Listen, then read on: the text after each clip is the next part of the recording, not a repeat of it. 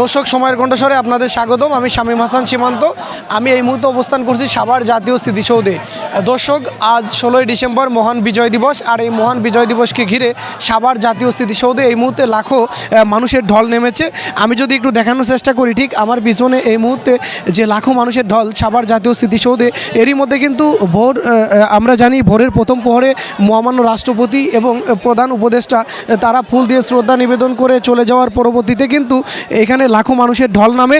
এরই মধ্যে কিন্তু বিভিন্ন রাজনৈতিক নেতৃবৃন্দ এবং তাদের যে অঙ্গ সংগঠনের নেতৃবৃন্দ রয়েছে তারা কিন্তু এই মুহূর্তে সাভার যে জাতীয় স্মৃতিসৌধ রয়েছে এই স্মৃতিসৌধে শহীদদের প্রতি শ্রদ্ধা নিবেদনের জন্য তারা কিন্তু এখানে আসছেন এবং শহীদদের প্রতি শ্রদ্ধা নিবেদন করছেন এবং দেশের সমসাময়িক যে সমস্যাগুলো রয়েছে এই সমসাময়িক বিষয়গুলো নিয়ে কিন্তু তারা এখানে কথা বলছেন।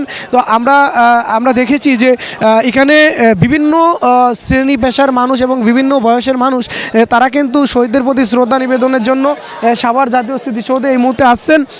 দর্শক, আরেকটা বিষয় যদি জানিয়ে রাখি, ভোরের প্রথম প্রহরে মহামান্য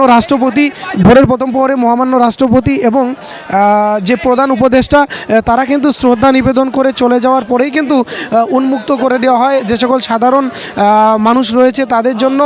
ঠিক তারপর থেকে কিন্তু এখানে লাখো মানুষের ঢল নামে।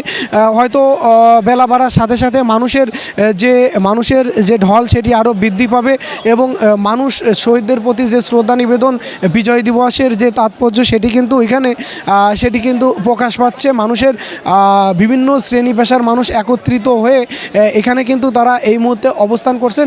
দর্শক, যে মূল বেদি রয়েছে সেই মূল বেদি আমি যদি একটু দেখানোর চেষ্টা করি, এই মুহূর্তে কিন্তু সেই মূল বেদিতে লাখো মানুষের ঢল।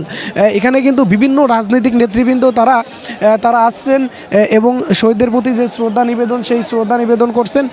সব কিছু মিলে দর্শক বলা চলে সাভার জাতীয় স্মৃতিসৌধে এই মুহূর্তে কিন্তু লাখো মানুষের ঢল নেমেছে এবং কানায় কানায় পরিপূর্ণ হয়েছে মানুষে। তো দর্শক, এই ছিল আমার কাছে সাভার জাতীয় স্মৃতিসৌধ থেকে সর্বশেষ।